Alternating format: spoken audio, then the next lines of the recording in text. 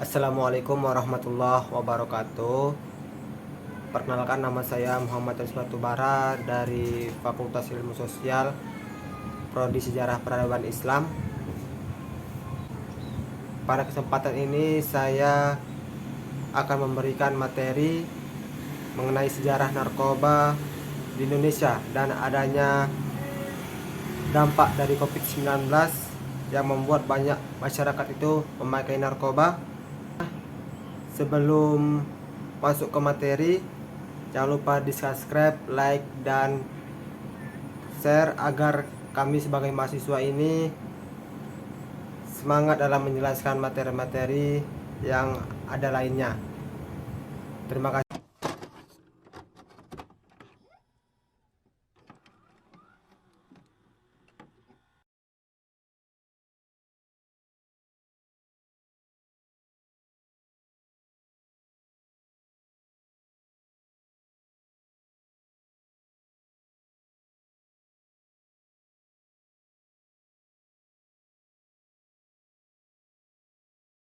Di sini kan Pak, saya dari mahasiswa UINSU ingin bertanya tentang panti rehabilitasi narkoba ini kan Pak.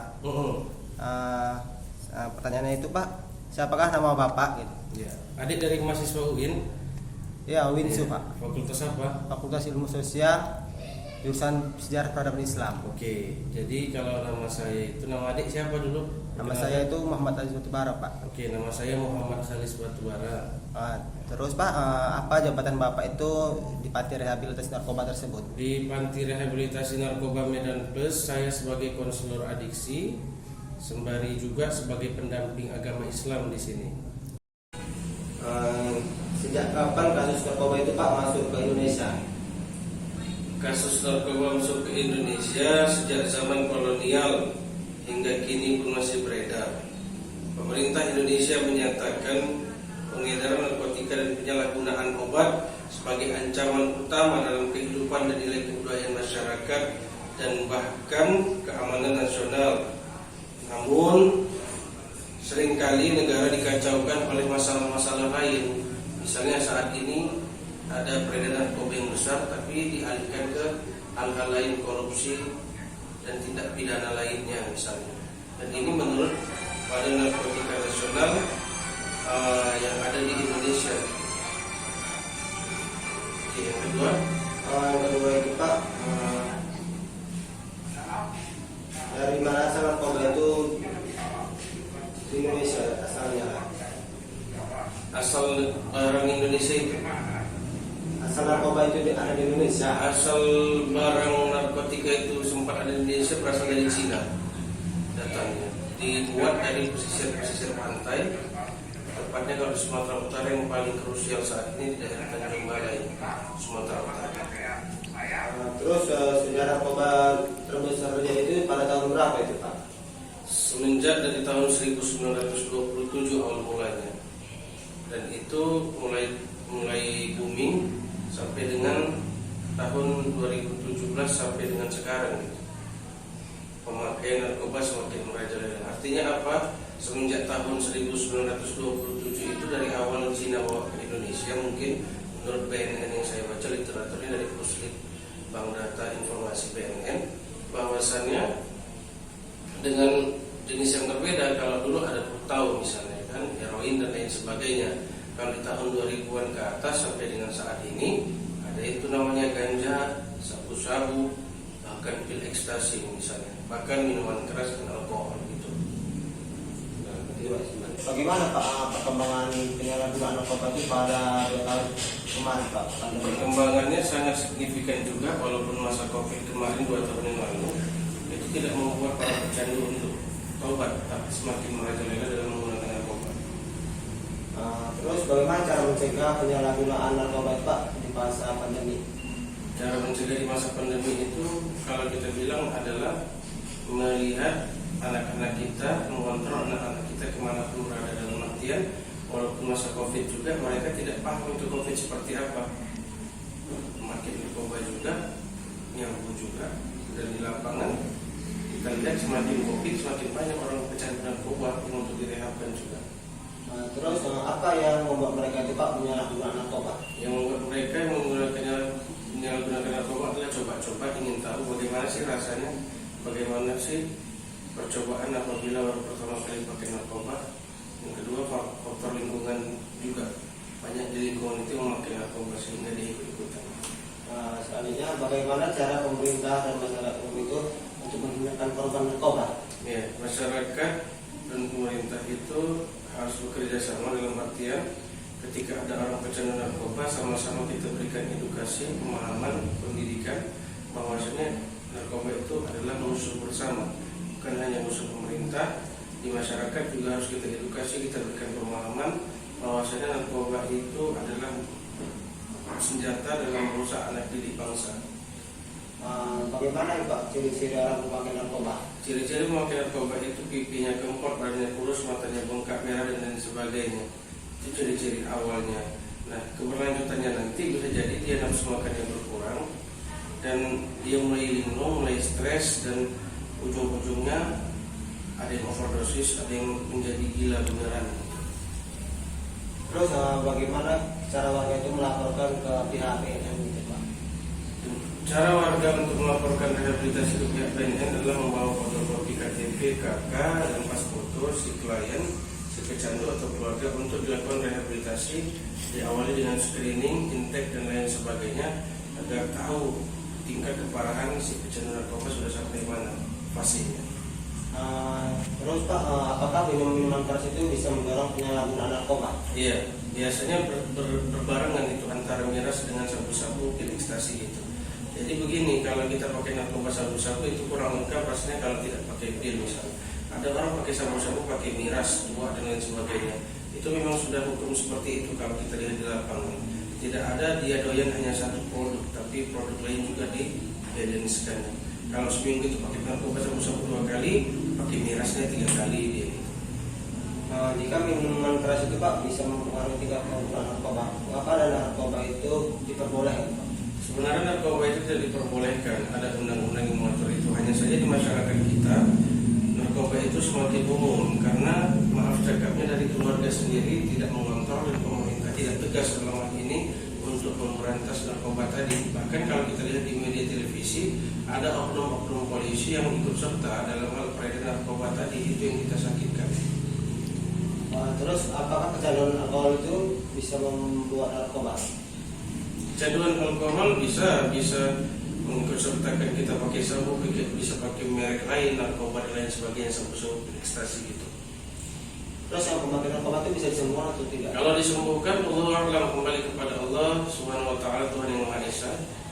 Karena kita tempat rehabilitasi khususnya di Medan Plus adalah merupakan tempat untuk pemulihan agar dia kembali hidup normal, kembali hidup disiplin, bukan hanya memulihkan. Kalau bukan hanya istilahnya tidak bisa memberikan 100% HP itu bahwasanya bisa sembuh gitu.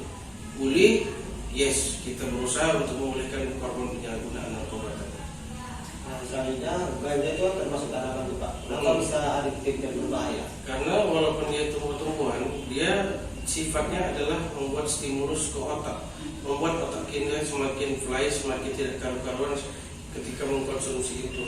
Beda halnya ketika kita pakai tumbuh-tumbuhan yang lain. Contoh misalnya kita makan buah ceri misalnya atau buah stroberi, itu dikonsumsi berkali-kali pun kita bisa sehat. Tapi ini ketika memakai tumbuh-tumbuhan ganja, walaupun sama bentuk tumbuh-tumbuhannya tapi dia sintetis. Sintetis itu adalah dia merupakan tumbuh-tumbuhan yang banyak mudaratnya sehingga menimbulkan efek samping terhadap otak kita yang semakin lama kita gunakan, kita konsumsi akan semakin hilang kesadaran kita gitu.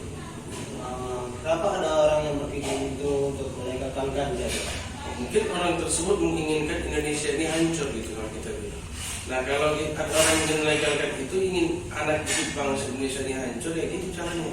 Tapi kalau saya pribadi beranggapan tidak usah ada satu hal pun, baik itu bersifat tumbuh-tumbuhan, obat-obatan yang dilegalkan di Indonesia, karena kita sudah tahu sama tahu efek sampingnya itu luar biasa untuk kita apabila kita konsumsi berkali-kali, bahkan terus-menerus bagi diri kita bahkan keluarga kita nanti efeknya. Terus kenapa generasi muda itu menjadi sasaran utama bagi pengedar narkoba? Karena kesalahan utamanya kalau yang tua dia tidak bisa mobile bergerak ke sana kemari, tapi kalau yang muda-muda dia tahu jalan tikus, dia tahu lari ke sana kemari, dia tahu tempat pencampaan barang. Karena bandar narkoba saat sekarang ini dia hanya duduk santai menerima uang dan barang itu dijalankan oleh orang-orang yang muda, anak-anak yang SMA atau yang kuliah. Karena apa? Mereka lebih tahu tempat diskotik, mereka lebih tahu tempat di mana membuang barang haram tersebut agar cepat penjualan dan mereka dapat omset yang besar gitu. Tapi kalau yang tua-tua diarahkan yang tidak tahu, kalau hanya sebatas diangkut, yang diangkutan itu aja, wah itu tadi mangkal kita bilang bahasanya kan. Tapi kalau anak muda tadi bisa mobile, dia bergerak ke sana kemari, dunia kampus, dunia luar dan lain sebagainya. Nah, terus kenapa pejabat publik ataupun artis itu bisa terjerat narkoba gitu Pak? Nah, belakangan kemarin kita lihat ex Nunung kan, seorang komedian memakai narkotika jenis sabu-sabu dikarenakan dia kurang pede. Nah, ketika ada orang yang kurang pede, kurang percaya diri dengan dirinya, dia menyuntikkan barang haram tersebut kepada dirinya, itu menjadi stimulus, menjadi sebuah kecanduan buat dia.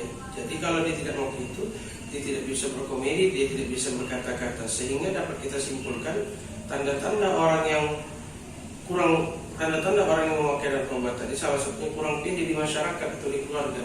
Sehingga pelajaran buat kita semua adalah ketika ada keluarga yang indah, maka kita harus menjadi lebih pede, percaya diri, baik dalam hal berbicara, speak up berbicara, ataupun memutuskan sebuah masalah di keluarga tersebut. Agar apa? Agar diri kita lebih expert lagi dalam menghadapi kehidupan ini, kan gitu. Nah, terus apa yang menyebabkan seseorang itu ingin coba-coba narkoba? Padahal kan sudah tahu itu akibat buruknya.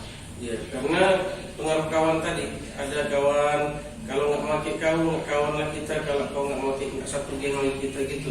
Jadi gara-gara pengaruh kawan, bahwasannya tidak kuat juga imannya. Dalam hal ini kaitannya ke iman yang nggak kuat kepada Allah, Tuhan yang Maha Esa, sehingga tergadailah keimanan dia, masuk lagi ke dalam kejerumusan lembah hitam tadi. Sikit-sikit dikasih kawan, lama-lama dia beli sendiri. Kalau dia tidak ada uang, maka dia mencari atau mencuri bahkan lain sebagainya, sehingga dapat dikategorikan orang tersebut lama-lama jadi pelaku kriminal di daerah tersebut. Selanjutnya bagaimana cara kita mengetahui kalau dia itu pemakai narkoba? Ciri-cirinya dia pemakai narkoba, yang pertama dia susah tidur untuk malam. Malam dia bangun, orang waktunya tidur dia bangun. Siang dia tidur, orang bekerja waktunya time to work bekerja, dia tidur, modong, dia bahasa Mandailingnya kan tidur. Nah, begitulah seterusnya. Yang kedua, daya tahan tubuhnya lemah, pipi yang kempot, badannya kurus, matanya merah bengkak. Itulah ciri-ciri secara zahirnya tubuhnya tadi. Nah, usia berapa tuh Pak rentan terkena narkoba? Terkena narkoba tingkat SMP, paling rentan mulai SMP sampai dengan umur 40 bahkan 50 tahun pun ada, sudah haji pun dia ada juga. Yang memakai narkoba alasannya apa? Dikarenakan itu tadi ada kasus di keluarga rumah tangganya. Kalau yang sudah tua tadi, tapi kalau anak-anak tadi karena pengaruh kawan, lingkungan dan lain sebagainya. Nah, terus apa zat yang membuat narkoba itu begitu adiktif? Zat itu sudah dicampur baur, dalam artian sudah disuntikan di dalamnya itu racun. Ada alkohol misalnya disatukan dengan obat-obat yang baik, tapi diracik lagi, diolah lagi sehingga dia menjadi narkoba, sehingga dapat memberikan stimulus perangsang bagi otak, sehingga orang yang mengkonsumsinya secara seketika akan tenang, akan percaya diri beberapa saat pada saat memakai itu aja gitu. Nah, apakah ketagihan games itu sama seperti ketagihan pada narkoba Pak? Iya, bisa jadi. Belakangan ini kita lihat di daerah Jawa atau di mana itu ada rehabilitasi game skater namanya. Kenapa dibuat tempat rehabilitasi itu? Karena sudah hampir banyak di Indonesia, katakanlah setiap sudut desa itu sudah bermain game online, sehingga membuat aplikasi Google pun tidak mau rugi gitu. Jadi setiap yang mau bermain online, pasang chip dan lain sebagainya, maka dikategorikanlah game online tadi sebagai kecanduan juga, apabila terus-menerus dia mengikuti alur main judi online tadi. Jika orang tuanya itu menjadi pecandu narkoba dan ibunya lagi mengandung, apakah anaknya itu bisa terpengaruh dan menjadi pecandu juga nanti? Tidak, belum tentu. Karena yang dikatakan pecandu tadi kalau dikategorikan tingkat rendah, Allahu a'lam. Makanya dari sekarang kalau kita sudah punya keturunan, berubahlah kita dari sekarang. Jangan sampai anak itu berojol dilahirkan baru kita berubah, terlambat. Sebab ada teman saya yang terkontaminasi positif HIV/AIDS, emak ayahnya, anaknya sehat, alhamdulillah tidak terkontaminasi virus itu. Nah, artinya apa? Itu menjadi itibar buat kita bahwasanya anak yang dilahirkan itu suci. Yang menjadikannya dia sesat, yang menjadikannya dia yang tidak baik pekerjaannya adalah pengawasan dari orang tuanya sendiri. Orang tua yang tidak mengontrol mengawasi anaknya, itulah bisa dikategorikan anaknya ugal-ugalan dan tidak karu-karuan di dunia. Terus apakah narkoba itu memiliki manfaat tersendiri, Pak? Tidak ada, narkoba itu tidak ada manfaat tersendiri. Yang namanya narkoba itu haram. Haram itu adalah banyak mudaratnya, sehingga kalau kita beranggapan ada manfaatnya, tidak ada. Tapi dengan hal lain, di Provinsi Aceh ada biji ganja. Kita cerita biji ganja diolah untuk makanan di Provinsi Aceh itu sah-sah saja karena takarannya pas, membuat nafsu makan kita meningkat dan makanan itu lezat. Tapi kalau di Sumatera Utara ini kita katakan tidak ada yang pandai mengolah itu, sehingga menyalahgunakan dedaunannya, batang ganjanya, sehingga menjadi rokok. Kita bilang dibakar, dihisap, dioralkan di mulut. Bagaimana sikap kita terhadap mereka yang sudah terlanjur terjebak dalam dunia narkoba? Ya, kita rangkul, kita ajak untuk sadarkan diri, kita ajak ke jalan yang baik.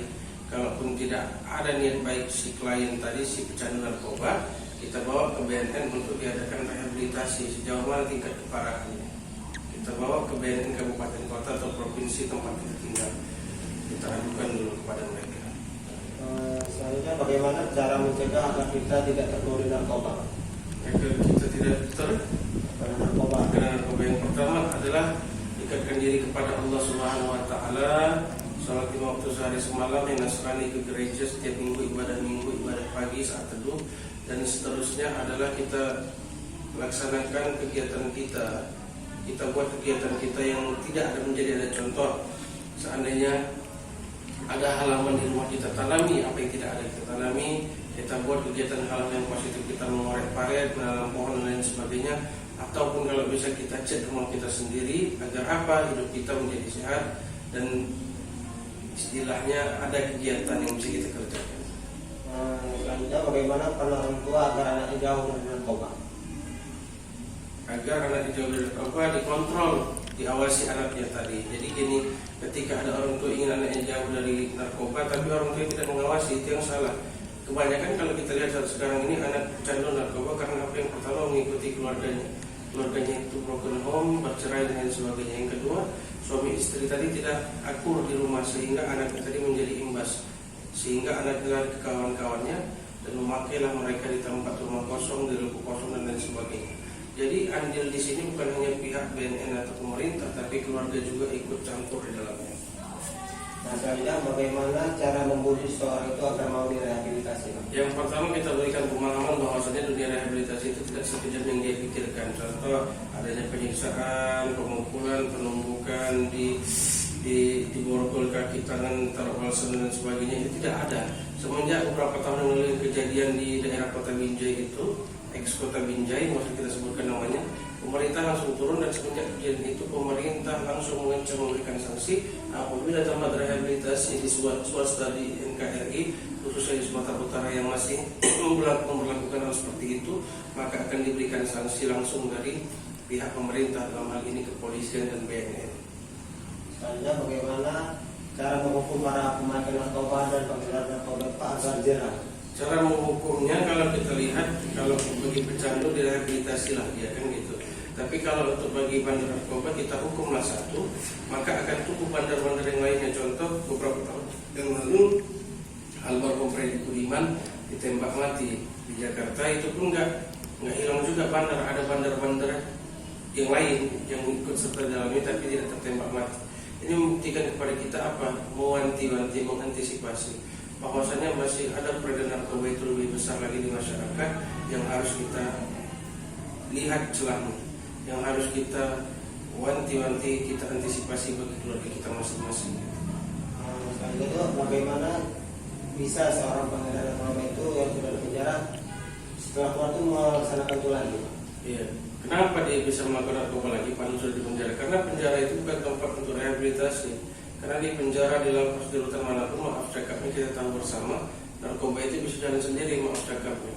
Bahkan dijalankan.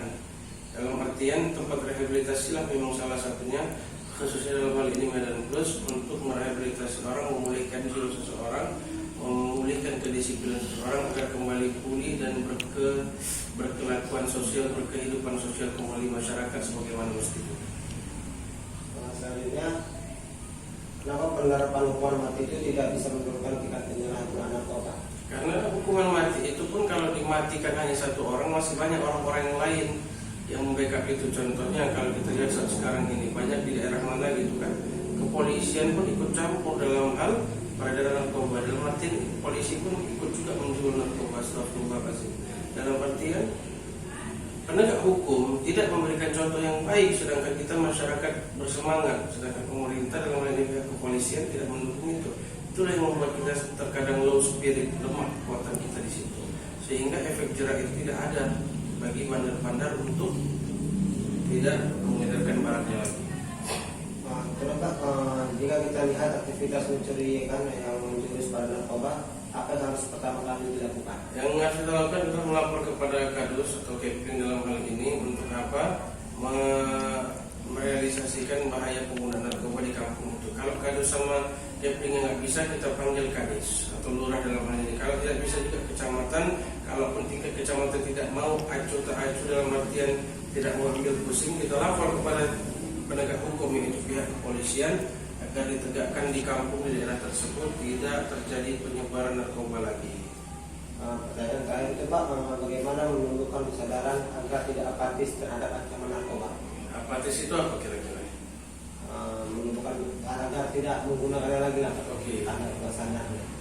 Agar kita buat sadar di masyarakat, kita berikan contoh-contoh yang baik. Misalnya kalau pakai narkoba nanti dapat hukuman sekian tahun. Kalau pakai narkoba nanti matamu pecah, pipimu kempot, badanmu kurus, mukamu kurus, otakmu nampak. Itulah kita analogikan aja seperti itu. Loh, memang begitu nyatanya memang Pak. Maka dari itu kita memberikan gambaran, katakanlah rokok aja sampai ada tenggorokannya keluar, pipinya dan sebagainya merah, itu tidak memberikan kesadaran orang untuk berhenti merokok. Bahkan rokok itu laku di masyarakat dengan cukai yang besar sekalipun.